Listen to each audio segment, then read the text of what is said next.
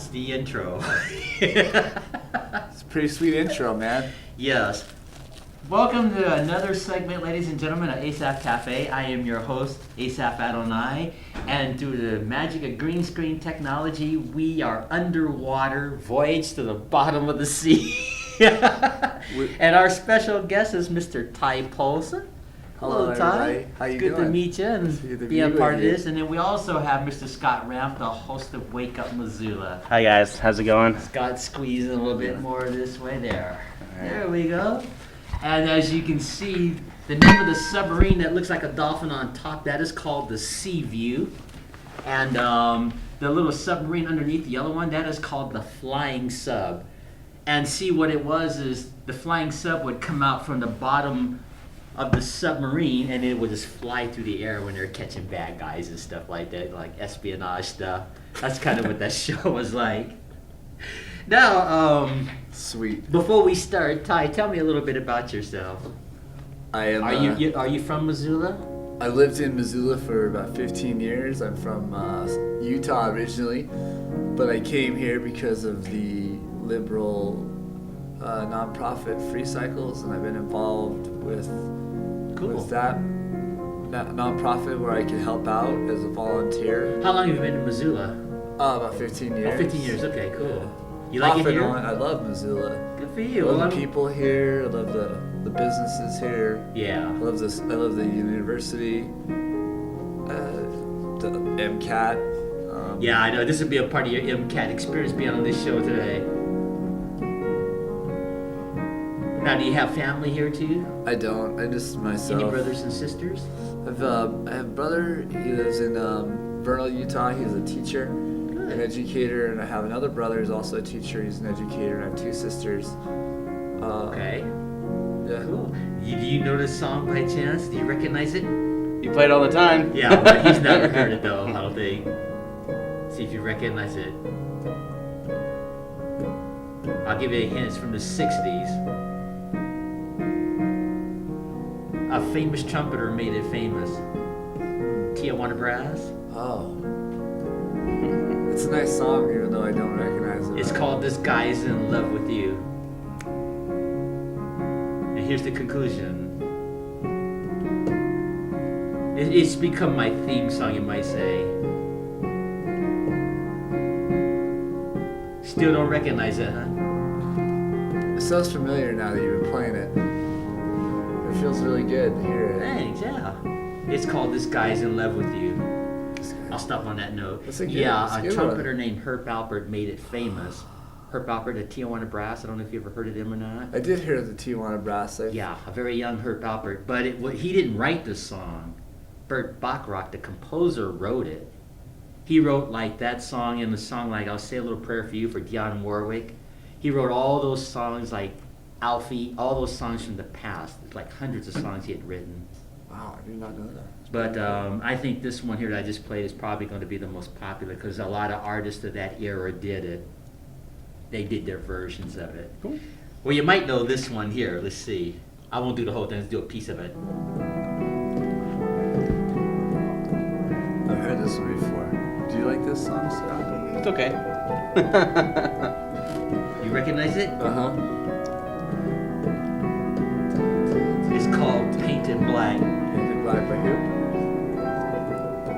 Rolling by the Stones. Stones. Oh, yeah. Those A guys little were piano version of it. They still around. I'm sure at this point they have more than enough footage for Yeah. hologram technology to move forward. This is just my version of it. So when they die, they just bring up the hologram guy. They're like, oh, we're just going to tour with the hologram guy, like Futurama. That's what they'll do. They're already starting that technology already. Because I know Alice Cooper said that he would tour 20 years past the Rolling Stones.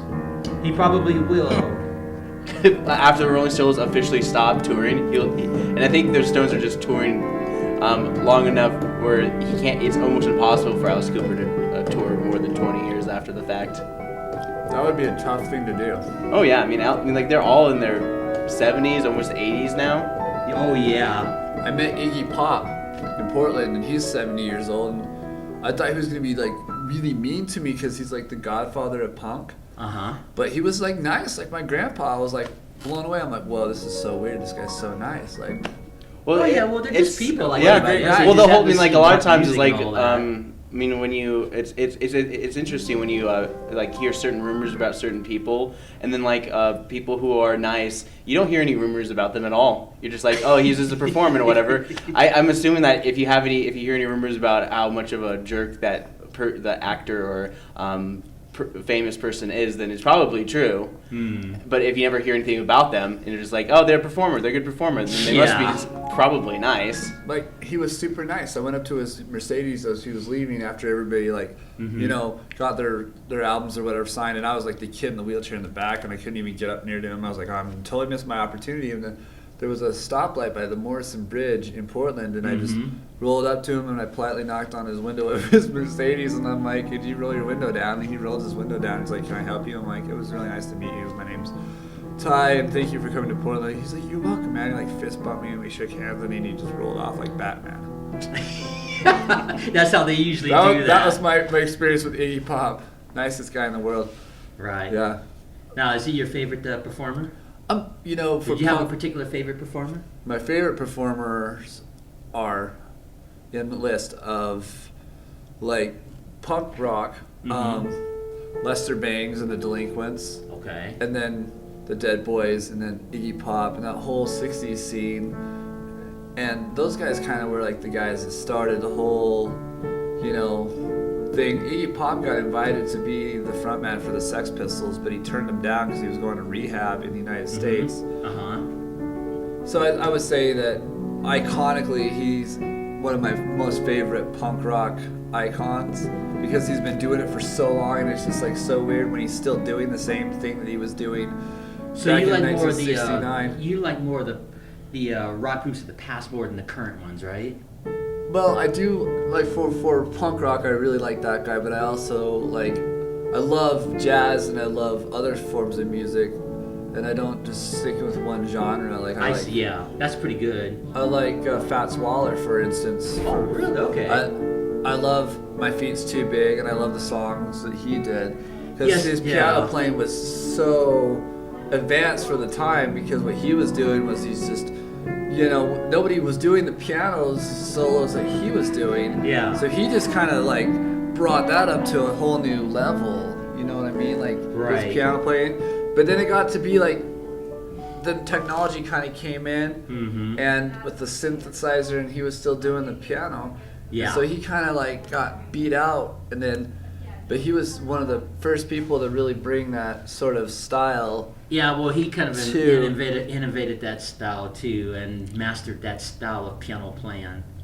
And there's not a lot of piano players that do that style like that. Fats Waller, Oscar Peterson, and Art Tatum. They were the three main piano players of that era doing stuff like that. Stride piano, where their hand is bouncing back and forth, and that sort of thing.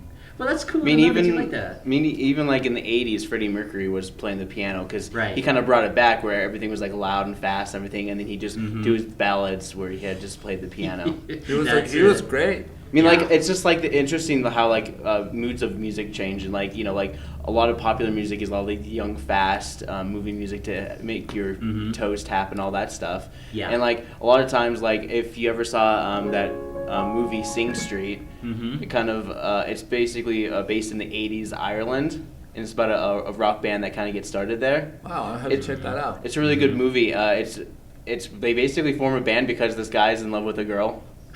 Like most bands get started. Usually how it is? That's usually how most bands start, but it's like one of those interesting things, because at the final concert they play like a really good ballad, soulful song. Like everybody's like doesn't care in the school, because let me try this song. See if you know. No one wants to hear ballads. I have to check that out. I love ballads.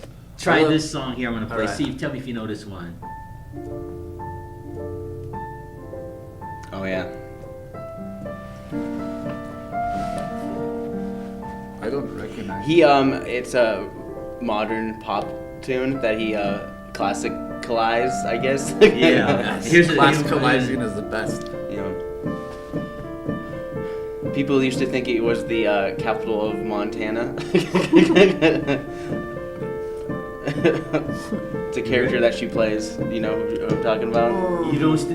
Here's the you know it. Here's another clue. Billy Ray's daughter. Oh, really? Oh! she's so out there. Oh yeah. Oh, like, she's friends with the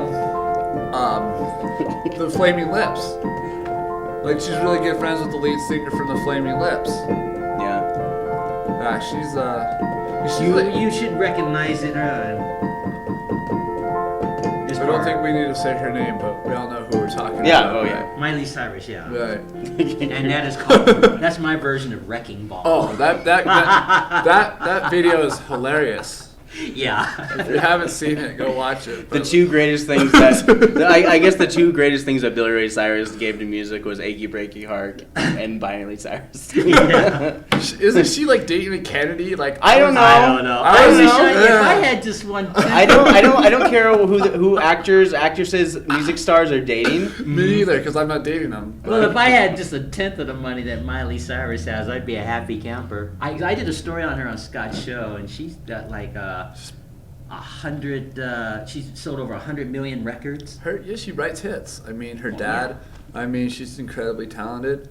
She just was put into that lifestyle at an early age, and it's worked out for her. So that's awesome for her career, whatever. Rock is a very interesting world, so people do many different things to get to where they need to be. My version of Achy Breaky Heart. Yeah. Here we go. Yeah, it's not very good. I just made it up right I mean, the song isn't really that good either. I remember that, like, don't break my heart, my achy breaky heart. It was one of the craziest, terrible, annoying songs out there. Something like that. Country was a thing in my life when I was early, young. That was like Hank Williams Jr. type stuff, in the 90s. just making you think about Saturday or Sunday night football. Every time the music just started playing, just I want football. Yeah, just put a little cowboy hat on. You guys remember line dancing when you were in high school? Yes, they still do it. They do? Yeah, they do. They still do it. It's basic and it's really simple. And you're in Montana too, so they teach you the watermelon dance. And it's just you kind of know the watermelon dance? Oh, it's where your feet are going slap, slap, slap, slap, or something like that. Yeah, I don't think I'd be able to do that. I can't. It's really easy. It's just you side, side, step, step, step, step. 1, 2, turn. It's like the country Macarena. I did? I remember the Macarena. Because you take a left turn. Wow. I like left turns. And then you just keep turning and you do the same thing over and over again. Over and over and over again. Okay. Wow. That's fantastic. Yeah, I mean, do you do this a lot? No, not at all. I mean, I did this in high school because they taught it during PE. Well, I think if I were maybe 30 years younger, They taught you dance at physical education? Yeah, they do it all the time. I guess that works because it's physical. Aerobic. Yeah, and it's just before the Sadie Hawkins dance usually. Oh man, Sadie They Hawkins. still have Sadie Hawkins. I know they've had that since I was in high school. I got different. asked to Sadie Hawkins by the weirdest They never people. really change. Sadie Hawkins. I was always scared of it's Sadie Hawkins. pretty much the same. Daisy Dukes, Universal, huh? plaid, lots of plaid and cowboy hats. Here? Everywhere, pretty much. Well, That's I what grew up- Sadie Hawkins is all about. Right. It's country barn type dancing. And then Cotton Eye Joe was constantly played in every man. dance. It still is. That's a good song. That's the only a thing that hard hitter. mixes pop and folk music. Pop, you know what? No, wait, not pop. Electronic and folk. Aren't Electronic they folk. mixing rap Uh-huh. and country? I've heard that blended now, Yeah, they did that. rap and country blended. Rolling Stones did a rap mashup with I think it's I don't know if it was NWA or it could have been no it was NWA. Really? I And didn't. I wasn't WA were aware some of that. hard hitters. No, I think they were too hard for Rolling Stones. So I think Rolling Stones did it with a more of a East Coastern rap group, and they did a rap version of Walk This Way. Oh, I did not know that. Oh no, Aerosmith. Aerosmith is Walk This Way. It's not Rolling Stones. Yeah, My bad. Aerosmith did that. Yeah. They told Walk this way. they did a rap version of that song with them. It's I've been to Steven Tyler's high school. Really? In Sunapee, New Hampshire. I played basketball when I lived in Vermont when I was 16. I was a junior in high school, and we went to Sunapee, New Hampshire. It was this is where Steven Tyler went to high school. And I'm like, that's so weird. I played basketball in his high school. He used to go to White River Junction in New Hampshire and go watch movies at the Cineplex. And sometimes you could see him leaving if you were at the same movie Yeah, I knew people from high school that had ran into him, and he said. Oh, he just lives there and hangs out and whatever. Yeah, when he he's lives not touring. he lives in New England. He lives in New Hampshire. Oh, I see. Or Vermont, somewhere up there. But Yeah, he's kind of like the American. sorry, Steve, for talking about you. Isn't I don't think isn't you're isn't like Aerosmith like that. the American version of the Rolling Stones technically? Yeah, they're like kind of like, like they just ballad, Mm-hmm. and then love stories. And I love that one song, Jamie's got a gun. She's talking about that girl. She's got the gun. She's gonna go get the guy. They're like storytelling, kind of like folk rock, but Yeah. like kind of with like an essence of more that Americana, like Rolling Stones influenced. I would say. Oh yeah. I would agree. Little Elvis here. Oh, Elvis is great, man. Blues. A little piano version of it. Can you sing? No. I play the mandolin and the violin, but if I sing, it's like. Short version. Well, next time you have to bring your instruments here and rock out on the cafe. That'd be kind of fun to have you do that. It would have been nice. I should have brought my violin. Well, this show's taped every Thursday morning around this time, so Okay. anytime, I'm always looking for people that want to just hang out with me for That about would 40 be minutes fun. and talk. Yeah. And 20 minutes have already gone by. This Man. goes by real fast when you do this. So good. Yeah. It really does. 20 minutes have already gone by. So anytime you want to rock out. Yeah. Sweet. Now, talking about rocking out, let's talk about our backdrop here. It's very interesting. This is an old television show from the past called Voyage at the Bottom of the Sea. I don't know if you remember that show or not. Sure. It was by the same creator, Irwin Allen, that created The Time Tunnel, which Scott and I did. It was The Time Tunnel, Lost in Space, and of course this show, Voyage at the Bottom of the Sea, which came out first. And see, what's interesting about this show, usually a television show will spawn a movie like Star Trek. They had Star Trek or MASH or something. But in the case of this, it was the reverse. They had an actual 2-hour movie called Voyage to the Bottom of the Sea. Wow. With an actor named Walter Pidgeon. Which is about the time where they made Journey to the Bottom of the Sea, and then also Probably. like We're 10,000. talking really early 60s, Is it yeah. 40,000 Leagues Under the Sea? 40,000 Leagues Under the Sea. Because this was when Under the Sea was all the 20,000. rage. Yeah, but this 20,000? one was the Nautilus. most popular. Because This I know was they're the most remaking popular. 20,000 Leagues Under the Sea. Captain Nemo. Yeah, all those, and Moby Dick and all the rest of them. Oh yeah. Those were great. I love those. I But love this those one movies back in the went day. on to be the most popular of that genre of type that shows. era, that genre. Now you won't know Walter Pidgeon. He was a famous actor in the 40s. So he was the admiral. He was the admiral in this series, not the series, the movie. And Peter Lorre, the actor that did the Mr. Moto murder mysteries, he was part of this movie. So when they did this 2-hour movie, then they created this television show called Voyage to the Bottom of the Sea.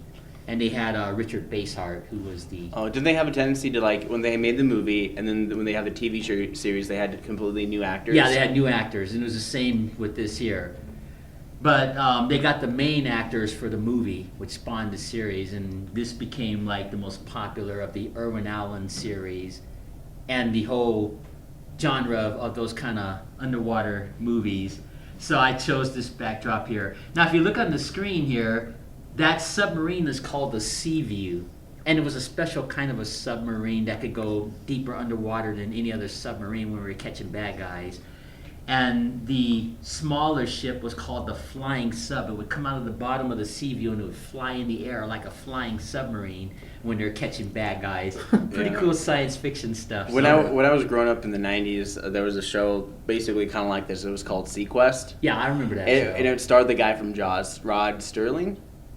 No, Rod Sterling. No, it that's- was Roy Schneider. Roy Schroeder or Roy something Schroeder. Schroeder, Yeah, he was the captain or admiral of the Sequest, and Right. it was so weird because they had like a little tank where dolphins can just pop up, and like the dolphins were like psychic and they could talk. Oh, I love those psychic dolphins. It got kind of ridiculous, but this came out about the same time as the Next Generation, so it was like space versus ocean adventures. Well, they had the ocean shows first, but I think space shows like Star Trek, they all kind of really overshadowed. Well, they've always had space shows, even since Flash Gordon. What was the puppet one in space? Remember the puppets? Oh, let's see. Gosh, Because I know you would know that, wouldn't you? I know, but it's been so long. I'll have to think about it. If it comes back to me, I'll let you know. Because I know that a lot of production companies were basically just like, oh yeah, they just kind of shared all their space suits all the time, and then the monster of the week, which is okay, you have a space suit, right, and you have a monkey head. Just put a gorilla's head on your head. Well, let me ask you: do you remember a cartoon? This ties in with our subject, Marine Boy. Do you remember Marine Boy? It was similar to Speed Racer. I never saw Marine Boy or Speed Racer. Okay, Speed Racer, they were these Japanese cartoons, by the same artist and, I guess, company. And Speed Racer was this guy that could just take this racing car and win all the races, and his car had all these special effects. Like, it had these jacks that would come out of the bottom when he was about to crash into something, he could fly over it and escape. Oh, yeah. Stuff like that. That's or good if the bad guys were shooting at him, he had this little bubble that would go over like a glass bubble would go over inside the car, and they'd be safe from bullets, and they'd go underwater and stuff like that. Yeah. I mean, they made a live action movie of it too. Yeah, with the actor John Goodman. I'm gonna have to Google this or YouTube. Yeah, Speed Racer with John Goodman. Speed Racer, for some reason, I don't know, it just never really just kind of. I don't think it's the right time for Speed Racer right now. Yeah, well, he played the Fox Racer. The designer of the Mach 5 was the name of the car. Oh. And get back to Marine Boy, he looked like Speed Racer, but he was like Aquaman. He could swim underwater, and he would have what's called oxo gum. And he would chew this gum. So and he could breathe underwater? Yeah, he could breathe underwater for 30 minutes, some of that stuff. chewing this gum, and he had this dolphin that he could communicate with, sort of like Aquaman. He and they would basically is guys. Aquaman, except for he had Japanese version of Aquaman. And he had this boomerang that he would use, and he would throw this boomerang, and it would electrocute the bad guys temporarily. And, wow. You had to be such there. great imaginations back then. Yeah, I mean, I remember when I was a kid. I remember there was the Smurfs, and then they had the underwater Smurfs. Yeah. And they had the little antennas on top where they could shoot little balls out of their heads. I don't remember what the show is called, but all I remember is they could shoot balls out of their little antennas off their heads, and they had adventures the Smurfs. It's pretty much the same thing. Marine Boy, same way, and before Marine Boy was Aquaman. He just swim underwater and awesome. They'd catch bad guys. What about the Super Friends? Do you remember the Super Friends? I didn't see Super Friends. Well, what was I? What years were these? Oh, this might have been about early 70s, maybe. Oh, I was born in '79, so I didn't. Oh, okay. Well, they showed all the reruns on television all the time. Well, the Super Friends, the Super Friends, what that basically was, they had Superman and Batman and Aquaman. Oh wait, I did Flash, see that. all together, and they were fighting the Legion of Doom. Yeah, so they had this voice. Meanwhile, Lex Luthor, they had a narrator. The bad guys. Their narrator is kind of ridiculous. Meanwhile, in the Legion of Doom, we must destroy Superman. So they were always. It was the same plot. It was the same thing over. Yeah, and good over evil, and they had Wonder Woman too. I remember Wonder Woman. Yeah. So she had an invisible jet, but they just edged the line. So she was always flying through the air. The whole idea of the invisible jet is so people knew that she was flying an invisible jet. But they could see. But it's they could see her. But I think the whole point of that is because they're just okay, it's an invisible jet, right? And we think people are stupid. And so. But like you're talking about, Ty, it's just all great imagination. Just imagination. And I remember He-Man. I watched that a lot. This is way before He-Man. I know, but I'm just He-Man fits in that category. But yeah, too, And they had Hercules before He-Man, the cartoon. I used to watch the Hercules cartoon when I was in grade school. It was kind of primitive in comparison, and. This is the same plot line. Then they had cartoons like Underdog. I don't know if you. I saw Underdog. Yeah, there's no need that to one. fear. That was pretty funny. And they did a movie based on that Snidely too. Whiplash. That was Dudley Do-Right. Oh, that was Dudley Do-Right, but I also did see Underdog.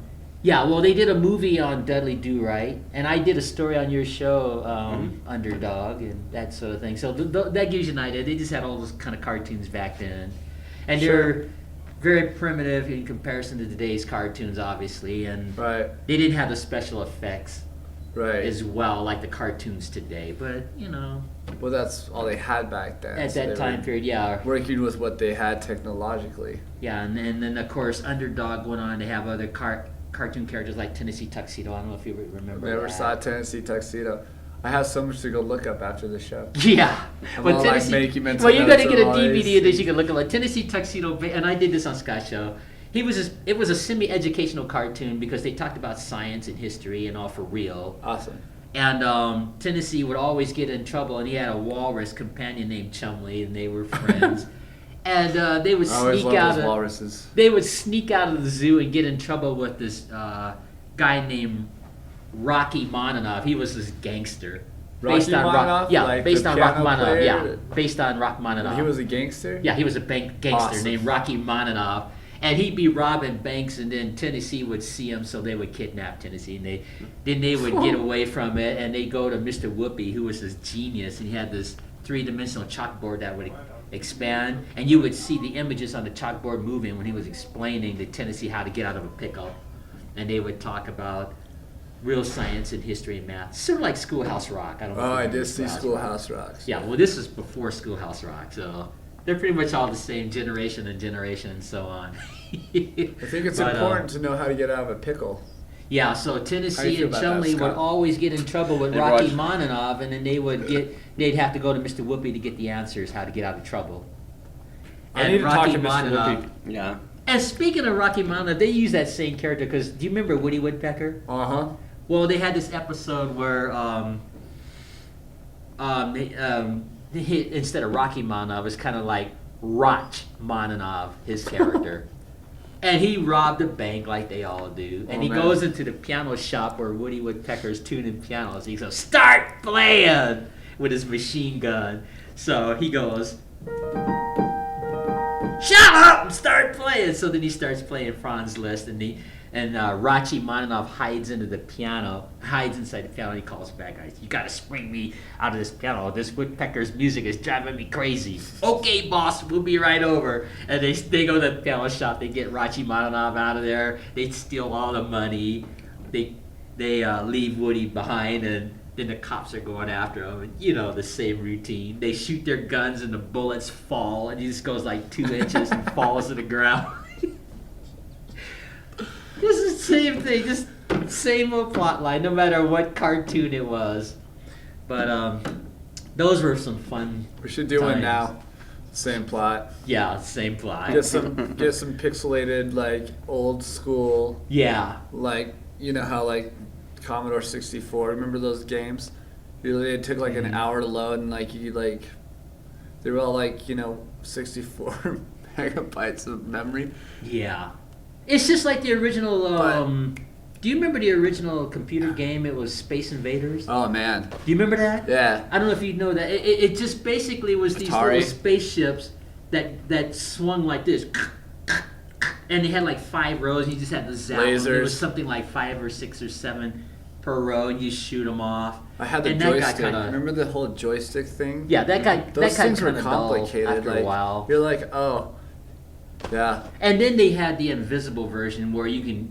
It's the same game, but they were invisible, and the only time you can see it is when you shoot one of the ships, and it would show up on the screen momentarily, and you have to memorize where they were and pick them off that way.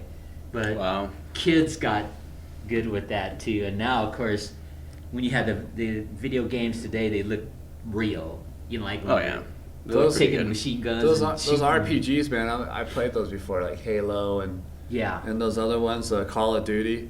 But the Oh. original ones, they were just so primitive Yeah. with the Space Invaders, and they had Pong. Bink, bink. other games that were kind of cheesy. Duck Well, you- Hunt on Well, the it seemed, Nintendo. at the time when it came out, it seemed That pretty stupid cool. You know, it was like, dog. yeah, I know. Now let's get back to this. I wanted to talk about the The synopsis dog. of this I show forgot here. about the dog. Yeah, Yeah. that's terrible. So the show was basically they were underwater, Yeah. and they'd have adventures, and they'd probably deal with monsters of the week. Yeah, but and- before the monsters, the basic synopsis: the Earth was on fire. Oh, The Jeez. whole planet Earth was on fire. That's why they had to live underwater. No. I mean, the planet caught on fire because of the nuclear stuff and all. You know how Oh. those movies are. Yeah, So yeah. the whole planet Earth was burning, and the guy who designed the submarine, his name was Admiral Harriman Nelson. He was the designer of the Sea View. His job was to figure out a way to put the fire out and save the Earth. And while he was busy trying to save the Earth, the other nations that were bad were trying to stop him from saving the okay. earth that was burning up on fire. The trees are burning up, the plants are burning up, the mountains are burning up, the whole cities and everything. And so everybody thought it was Armageddon and that the world was coming to an end. So the admiral of the Seaview had to figure out a way to put the fires out, and they used the moon and all this other stuff to because those fires affect out, 'cause sea the tides. because so, it was affecting everything. Right. So the Seaview had to deal with figuring out how to put the fire out of the whole planet Earth that was burning up like a ball, and he had to figure out a way to keep the other bad nations from stopping him and the Seaview from saving the Earth, because the bad guys always want to take everybody out. It's like a Star Trek. Remember Ricardo Montalban Khan? Remember Khan kidnaps the ship, then he rigs it to blow up. I'm gonna take you guys out with me. And so Captain Kirk has to try to stop him. So it was the same synopsis with this here. Admiral Nelson had to figure out a way to put the fire out of the whole planet and keep the other nations from stopping them.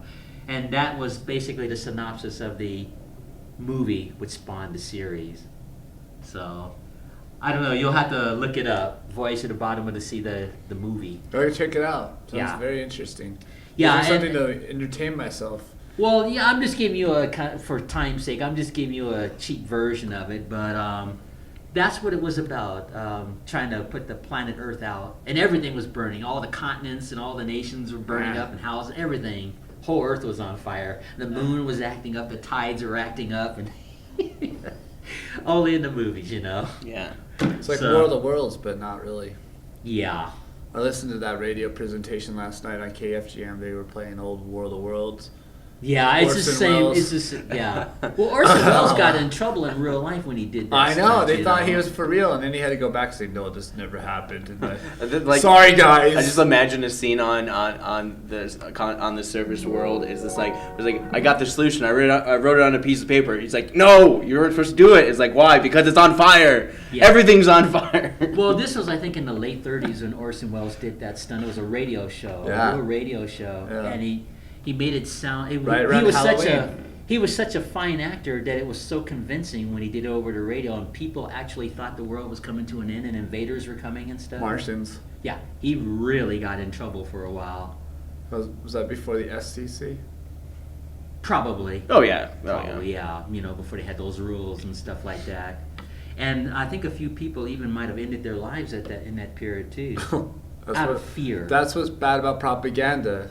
Well, I know, but this was just a Hollywood I stunt, know. is what it was. Well, some and, people, they don't know the difference. I don't know. and you know, he had that distinctive voice as a young man. So He was he'd like talking get on about the the radio. He's talking about the observatory. He brought a lot of science. Yeah, into it was real. science fiction, and it was Yeah. just a Hollywood stunt, and some people thought it was real when it was really just a radio It was very broadcast. convincing. I listened to the whole program on last night on KFGM because Mm-hmm. they do a lot of Boris Karloff's. Yeah, he was his known. stuff, and then- Boris Karloff was known for all those Dracula kind of movies and all the rest of those other horror I love films. those like murder mysteries Yeah, that they murder air on the mysteries, yeah. KFGM, like the super old radio, and radio was really cool. And you're like really entertained by whatever was going on, like back when you. Well, you got to just remember had that was before television too. They Yeah. had the radio broadcast. They I had love the, radio They had the broadcasts. Green Hornet radio broadcast. Oh yeah, I heard They that had one. Fibber, McGee, and Molly. They had the- radio broadcast. They had the Shadow Right. Nose. The You Shadow remember? Yeah, the Shadow. And Have they you had been his to the organ music and all of that. the Missoula Community Radio place they had at Union Hall? Yes. Yeah. Yep. Yeah, and they just recreate all that. And but Those that's the guys way are it terrific was. people. Yeah. And they had, I think it was the George Burns show, and Lucille Ball was part of it. You know, this is way before I Love Lucy and before TV. Milton Berle, all those people you may have heard of, they did their radio broadcasts, comedy shows, and so on. I think it was Abbott and Costello were part of that. Abbott and Costello were hilarious. They Who's were on part first? of the radio broadcast. What's yeah. on second? Yeah, that was part of a radio broadcast before it went into television and so on. So. Yeah. And American families, my birth mom included, when she was a little girl, before they had television, you know, the little square box TVs that they had, Yeah. they had those square radios, ones. and families would literally sit in front of the radio Yeah. and listen to the Green Hornet and all the rest of those and use your imagination, while they had actors reading scripts over the air, over the radio. I like to close my eyes and put myself under a sleeping bag and turn on those radio shows and just Yeah. imagine. Yeah, and you just used your Just what's imagination. And of going course, when on. television came out, there was no imagination. The television because you had creates the the image for you. Yeah, It already takes your imagination and puts it on Yeah, screen. but prior to that, it was the radio, so you can use your imagination here. See if you know this song here. Recognize it?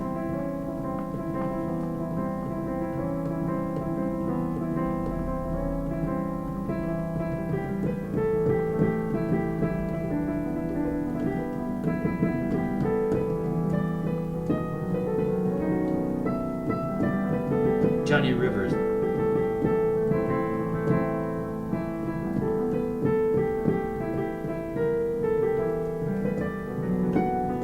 That's the giveaway right there.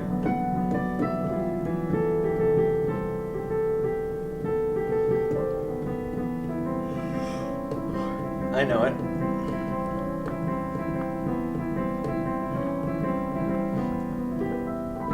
It's very nice. Yeah, that was called Secret Agent Man. Secret Agent Man. And what they did, when that song became a hit in 1966, they took that and used it as a title theme to a television show called Danger Man. Danger Man. Have you ever heard of that? Yeah. It was an old black and white James Bond spy television show called Danger Man with Patrick McEwen, the actor, Oh, yes. and a very young Patrick McEwen. This is way before your time, Scott.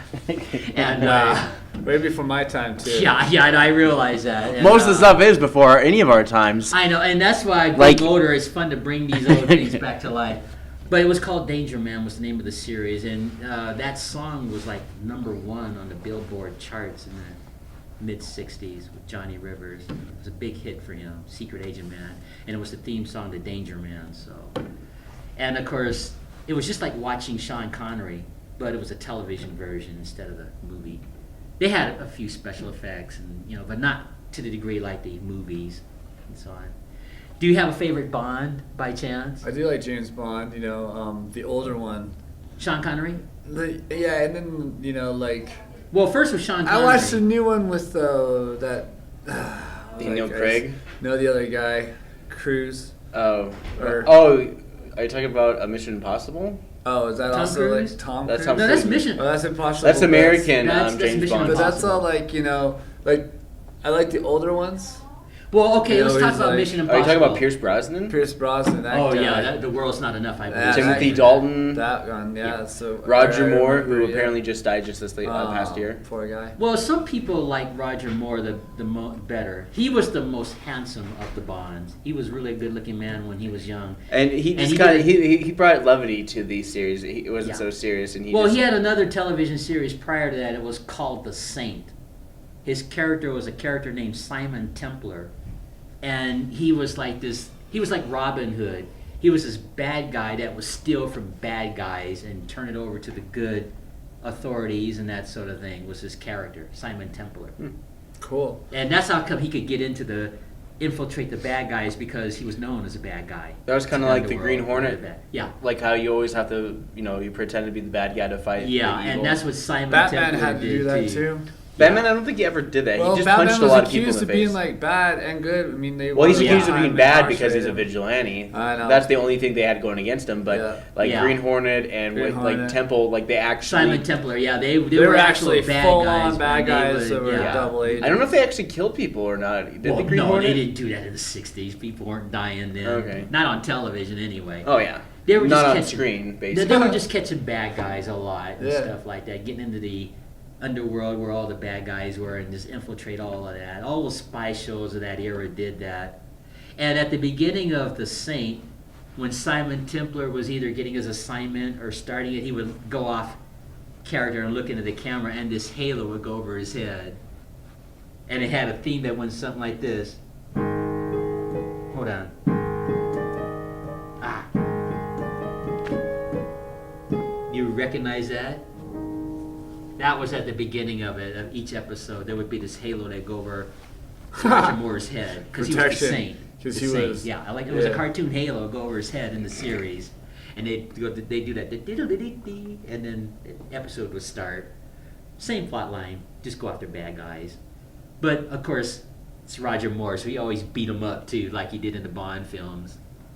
Now, just imagine a younger Roger Moore, so he could beat up all the bad guys in. And then he went on to play James Bond. And so on. Scott, do you ever feel like you would like to do a role here in Missoula? Just dress you up as James Bond? Nah. Nah. Would you be good at fighting bad guys? Nah. Well, you know that's not real. It's all choreographed. I know. I was It's all just memorized. asking Scott if he ever ventures onto doing that. I'm not into the action movie stuff. No. Yeah. I'm more into comedy type stuff. I would So like to fight you bad would guys. you would say Roger Moore is your favorite Bond character? Pierce or Brosnan, whatever, Or Pierce Brosnan. but also did like Roger Moore. Yeah. Well, you know Pierce Brosnan had a show called Remington Steele. Do you remember that? I never saw that either. It was just like What watching was I in James the Bond. 80s and 90s? Was I asleep or something? Well, these You're shows watching didn't, He-Man. these shows didn't last very long. They, Well, that's probably why. My parents had Disney, and they only let me watch Disney Channel, so I didn't have. Well, like, they didn't public have all access that television. Oh, so you must have had like the stuff. old Justin Timberlake, Britney Spears. Oh, way Mickey before Mouse that. Club. Mickey Mouse Club, and we're talking about like and that Funicello was their and that original monster, Funicello, too, and yeah. like the whole like Sesame Street, Yeah. Captain Kangaroo, all that stuff was going on when I was young. Fred Rogers, Mr. Rogers. Right, I watched all Captain those. Planet. Oh yeah, Yeah. Captain Planet. Yeah, and Get Smart.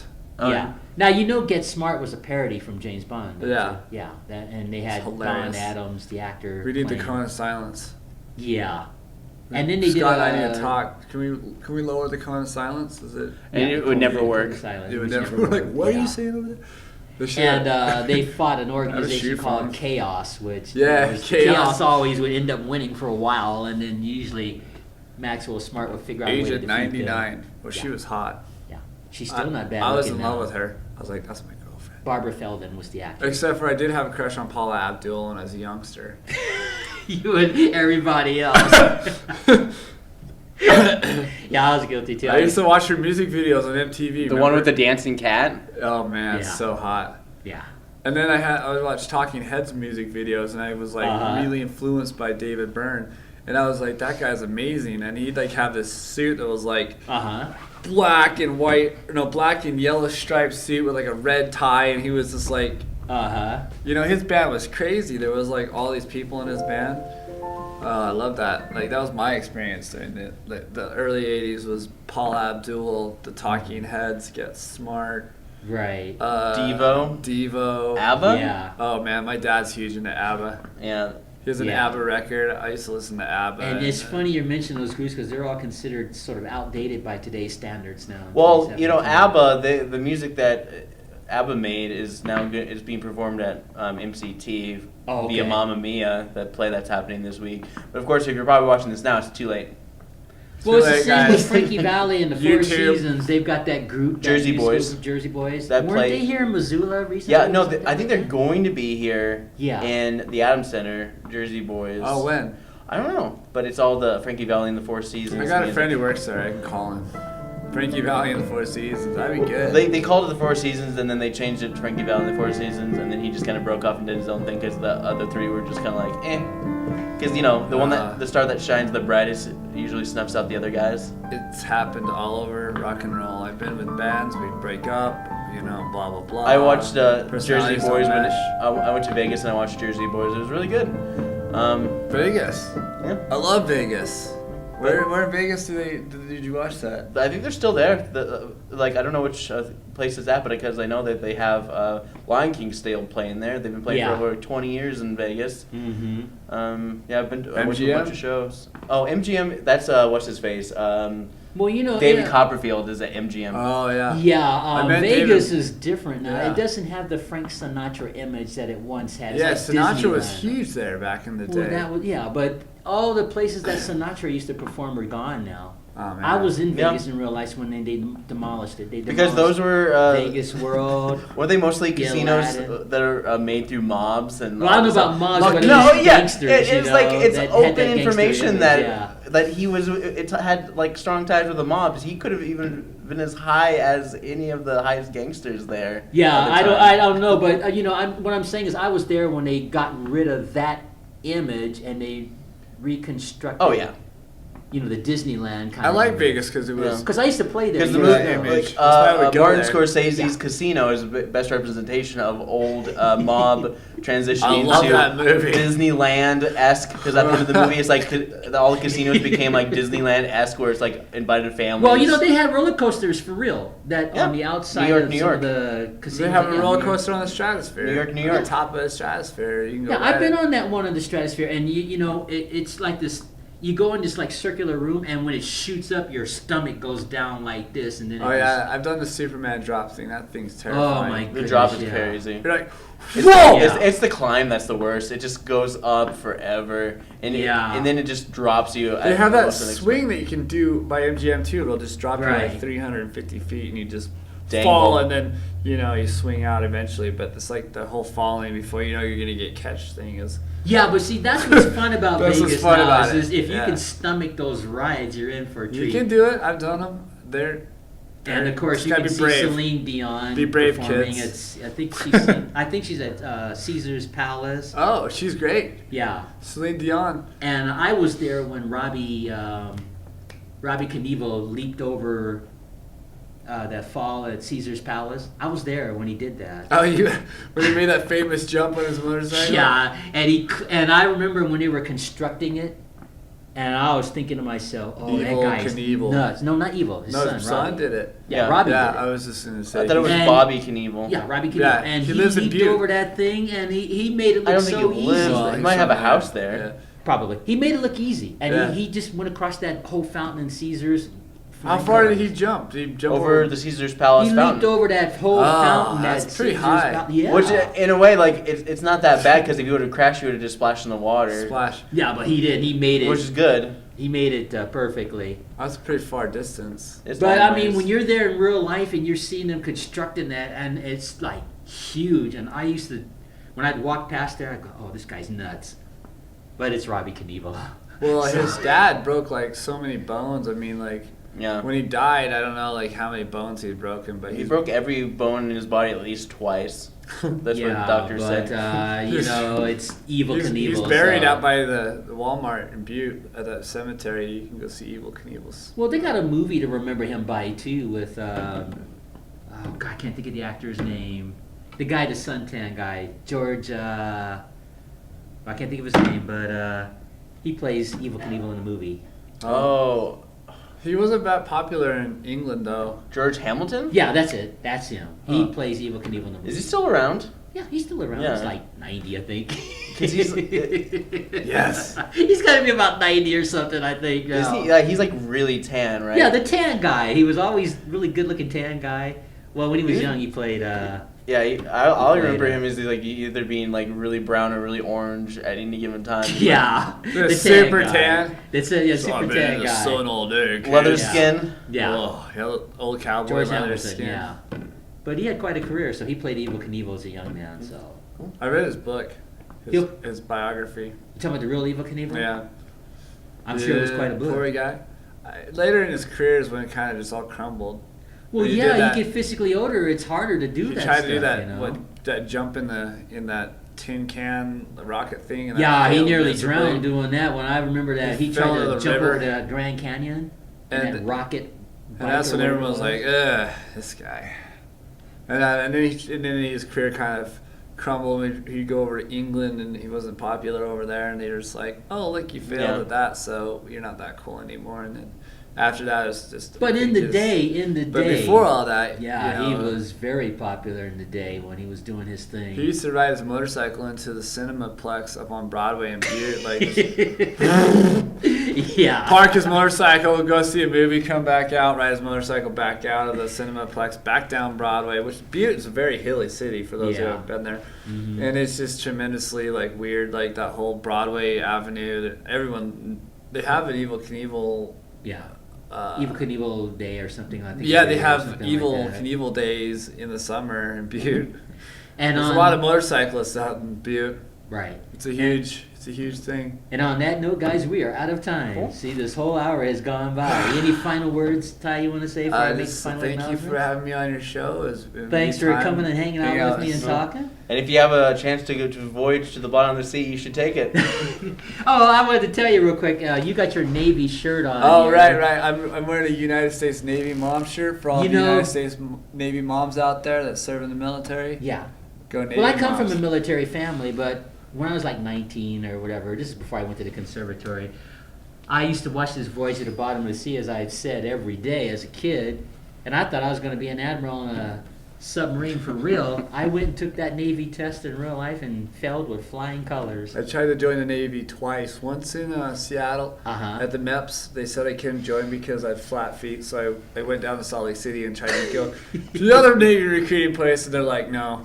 You have bipolar depression. I'm like, but you want me in the military? My role would be to defend this country. What does it matter how crazy I would be? Like, you think that'd be an advantage, but no, they wouldn't take me. They didn't take me either, and I had to get into like trigonometry and all that stuff.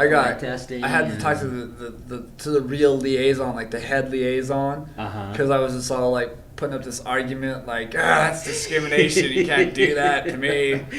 What are you doing? Well, the recruiter looked at me and just said, I was an Eagle Scout, and I would have gone in as an E4 and made an officer, like, cool. within a year, but I was bipolar, and they're like, well I didn't make it either, so you're in good company. And the recruiter looked at me and goes, I tried to serve my country. Sorry, America, I failed you. Yeah, the recruiter looked at me and said, your heart's in the right place, but you should consider another line of work. Yeah, so I went to music and political science. So did I. So music anyway. I feel like, though, I would have made a probably pretty good officer in the Navy. Well, at least you can watch Voyage to the Bottom of the Sea and use your imagination, I really like their music that they play for the American military, like the Anchors Away. That's a really catchy little ditty. Yeah. Anchors away, my boy. I just imagine myself sailing on a ship, like with a white hat and a weird, like, I always liked those old Robinson Crusoe videos and all those old, like, the Pink Submarine. Well, you and I have that in common, At least we tried to get into the Navy. I did. I tried. They wouldn't let me. I failed too. Well, I became a pianist instead, but that's a different story. But you know what we could have done is we could have joined the USO show and been, in the United States Air Force military marching band. Yeah, but you had to be like Bob Hope to get through those that guys. Basic training. Though, I just went and saw them. They played at the Senior Center, the Air Force Academy band. Blew me away. They were doing Undecided. I was like, she's undecided. Really, really amazing. How good those Air Force and Navy bands are. They're tremendous. Top notch. Yeah. Oh yeah, they've all got like tons of music education and of course the oboe clarinetists, and it's all brass. Well, they get paid to do that. Their job is to practice all day and study at sheet music and do those shows. Oh, they great. Get paid for that. They're great showmen, and they're doing a lot for. So yeah, and so if you don't have to work a regular job, you have time to study and practice and develop your skills and all of that. And in the Air Force and Navy and stuff, you can do that. But the auditions are very tough. Oh yeah, those people are very, like very tough. Juilliard trained. Yeah, they're just top notch, really. Right. Well, all right, guys, let me sign out here. Again, Ty, thanks for hanging out with me. Thank you. It's been a pleasure. And Scott, thanks for being part of this. Thank you for having me again. Asaph Adonai. We're underwater, Voyage to the Bottom of the Sea. We have Ty Poulson here, Scott Ranf. So, until our next show, Maranatha.